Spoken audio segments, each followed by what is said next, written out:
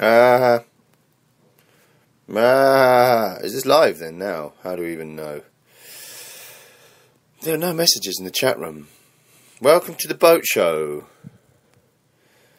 The internet is perfect, according to my transmitting device, which is my iPhone. Welcome to the boat show. It's 2:05 on, who knows what the date is, the 2nd of January 2013 years. I think I'm transmitting. Who's going to be the first to win the reward of the first in the chat room to let me know if it's even on or not? Yeah, I mean, look, I've been on for 42 seconds. I reckon we're live. Here we go. I wonder if I can play songs or can I just do talky talk and that's it? I think that's it, basically. I'm currently on my housey boat, canal boat, on the Lee Valley navigational section of the canal networks of the United Kingdom, which is sort of North London. The area would be Clapton, so north-east London. Well, not even north, east, right, east. And looking out my window, I'm looking over the Walthamstow marshes that are very flat, with industrial buildings beyond on the horizon. A couple of telegraph pole masts, what they called pylons, electricity pylons.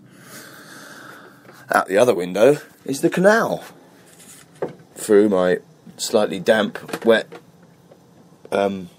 curtains that Did's made for me, I can look out onto the murky canal with the raindrops plip-plop, plabbity, plip-plopping all over them. Just charging my phone here with a dodgy, not very pure sine wave 12-volt inverter from Maplin for about 20 quid. Which always worries me that I'm depleting the battery life of my iPhone every time I do the charge. And also using a lot of the battery from the 12-volt, the two 12-volt leisure batteries that I have in the engine compartment, which provides me with electricity for the boat, which you charge on from the engine from a nice new alternator that Ron got serviced, and it's a raise from the chat room telephone and radio, which would be Kosh, I think, saying it's a raise to him and all possible listeners. It's a lot harder to get feedback on this, I think, to get any because there's no speakers, because you know, you don't know what's going on. I'm going to have a little look around the boat. I'm unplugging the inverter now, which goes in a car lighter socket near the fuse box, which is in a little cupboard here, just off the companion, which is the name for the steps that go down into a boat. A little fuse box that I put in there myself, which has got some wires kicking about and some fuses that are far too powerful for the lights that they're running, so that they never pop. So basically they're not really a fuse box at all. Mum would like that kind of fact. Into the newly refurbished bathroom, which I did up with Dad and Mum before I went to America, which is looking rather nice. It's got a kind of mid-America hotel, motel chic to it. A kind of off-white colour. No, I haven't sanded that back, have I? Oh. So we're going to be talking about boat life, really, today. Open the window in the bathroom, have a little look out there. There's a couple of joggers jogging down the towpath on the other side of the canal. A little bit murky. You really know you're back in England when you get back on the boat, and there's some blokes in high-vis vests doing some building over the way. So we close that window up. Walk down through the rest of the boat. Oh, hang on, I might as well chuck that piss out of the window that I've got in this bottle. I'm going to be telling you about some of the crudities of boat life. Like that. Chucking a piss out of a bottom of a rucker, basically, Charlie. It's a 2-litre bottle with the top cut off that you piss in, so that you don't fill up your chemical toilet and with piss, and therefore have to empty it more often. In fact, actually, the crudities of the boat are as such that if you really want to, get involved in boat life, you can, instead of filling up your chemical toilet which you probably know is a box with put water and chemicals in the bottom, then you can poo in there and wee in there, fill it up, and then you dump it at an Elsan point where you just dump it in. It's a big sink. Drop the crap in there. It's really, it's a bit of an ordeal. And then you wash it out and put some more chemicals back in. Basically, the chemicals break it down, so it's just more of a liquid and it goes away, but it's still pretty rank. But if you want to avoid having to do that very often, you can, get through the barriers of social norms and poo in a bag. Poo in a bag, put it outside, and just drop that in a bin on your way out when you're going to your mate's house. Some people might find that pretty disgusting. Some people might find it cathartic. But it happens. Let me tell you that. Get through these barriers and the norms are all right. Ed Bonan started that one up, actually. Ed Bonan and Bella living on a boat down the road. Might go and have a chat with Bella in a minute. See what that little boy Loki's talking about. Maybe as part of this show, we can have a trip down to their boat, which is about, 20, 30 yards down the way. Just sitting by the fire now. We've got some wood on there. I need to get some more coals on the fire. Bit of dead air maybe while we do that. Because we haven't got any tunes to play here. Unless I find some bogus tunes on the radio. And just kind of put radio to radio. We'll have some sounds of the boat.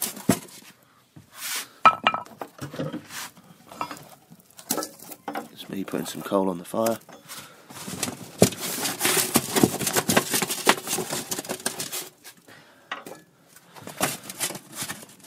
Graham has just arrived in England. He's come back from America. He's in the baggage reclaim at the moment. Getting back to Englandy. I wonder if how's he going to get across town? Probably get a taxi or something. Mr. Big Spender. He loves a bit of that. Load this fire right up with coal and then go out. It's a bit silly, isn't it? That's always the dilemma with me. I wonder whether to... half the time I don't bother putting a fire on because I think, well, I'm only going to go out in a minute. But then the boat does suffer. It gets a bit damp. Picture of Carlos Tevez that I drew on the wall. I'm going to remove that because it's getting rained on. What else we've got? I've got a little table there. The fire's going to be blazing away. It's getting a bit warmer in the boat now. Woke up a bit late again. Still haven't turned the body clock round. Bit of damp on that ceiling of the new bit of the build. What's that going on there? I need to paint that with some more shit and all sorts of work to be done on the boat. But there you go. That's life, isn't it? There's the axe. Put that away. Oh. Right then. Well, this is boat life. More crudities and realities of boat life possible. Let's have a little look out the window. The weather out the window here is murky. Real England murk. The canal itself is an opaque green colour. And the rain isn't very strong, but it's there. Sometimes you see rain on the canal, droplets, and you think, oh, it's raining. But if you go outside, they're droplets that are so light that you don't really feel them. So you wouldn't even say it was raining in real life. But actually, yeah, it's that thin mist of rain, Manchester rain, that just soaks you all the way through. Anyway, good stuff. Ding ding ding. 8 minutes of the show so far. 9 minutes, in fact, on the boat show. We're going to be doing shows from wherever we move to on the boat. Maybe go on a little journey and talk about stuff. Going to need some tune making equipment or tune playing equipment to carry this kind of affair on, though, aren't we, really? But it's a bit of a test.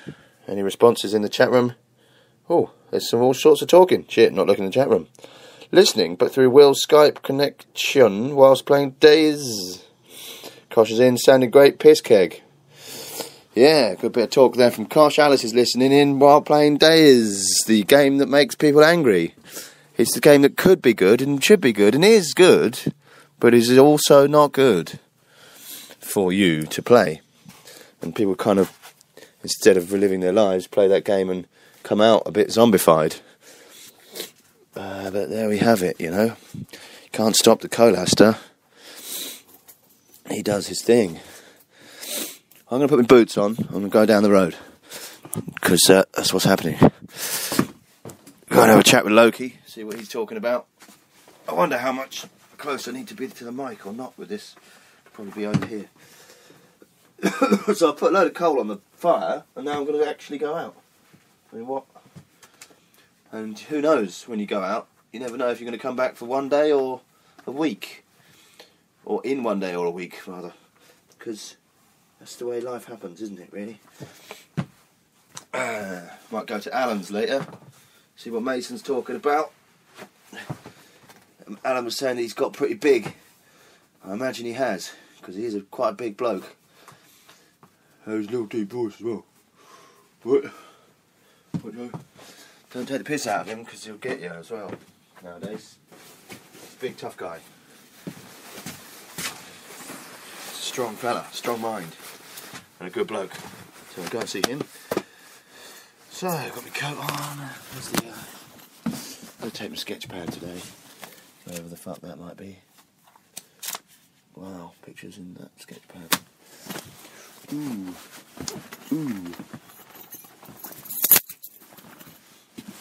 Cash money. Ding, zibbity bonky doing, zibbity bonky bing doing bong. Where did I put that other pile of cash? In my pocket. The other thing that happens with the boat actually is this. I always get into, where did I put the thing? And you go, right, you're just about to leave, and then you go, oh, I need my sketch pad. Right, so I had it the other day, and then put it down, didn't I? And then you play, where's the thing? And then quite quickly, it's just, well, this boat isn't that big. Why isn't the thing in my hand already? Why haven't I found it? Why? I'm sure I put it there. It wasn't there. And you get yourself into a bit of a fury. Immediate fury. And then, you know, and then you just sort of get yourself to a real freaky end of your tether mode. And then, there's the sketch book there. So you can carry on and try and just feel a bit embarrassed. Try and reset your brain. Get back to normal. I had quite a funny one last night. I was trying to get to sleep in the bed, and you know, you sort of think, well, I might as well get up and do something because I'm not going to sleep, am I? So you get up. I got up and I rummaged around for my shaving device, which is, you know, like a electric shaver, but not right to the bone shaver. It sort of gives you a bit of a stubbly feel because, you know, wet shaving's horrible. So I found that, started doing that, shaved half of my face, and then of course it ran out of battery, didn't it? And then, well, this was about 3 in the morning as well, so I'm just standing there having a bit of a giggle, really, looking in the mirror in the dark with half of a beard face. And then I proceeded to rummage around again for an old Bic razor and go for the actual wet shave with just soap and cold water. And it really doesn't work when you've got a long beard and you're trying to hack at it with this blade. So then I've got a pair of scissors, big old, not in any way, shape or form hair scissors, just big scissors. And I was chopping up my beard with them and then trying to hack at it with this old razor. And surprisingly, I did an alright job of my face. I haven't cut it, there's probably a whole loads of bits of hair flying around. But, you know, there's nothing worse than being wet shaved. It's all horrible, you feel like a 10-year-old. It's weird. So anyway, I'm just talking nonsense here. It's a show of nonsense talking. Better check the chat room. There might be something going on there. Extra listening boost. This is the extra listening boost for all you people doing sensible things like working and helping the community. We are here, Telefunken Radio, to do bugger all and do radio shows instead. A little bit of rock in my shoe there, took it off to readjust that. These boots are working boots, but it's muddy out there, so that's why I'm wearing them. We'll go and have a hangout with the boy Loki, see what he's saying.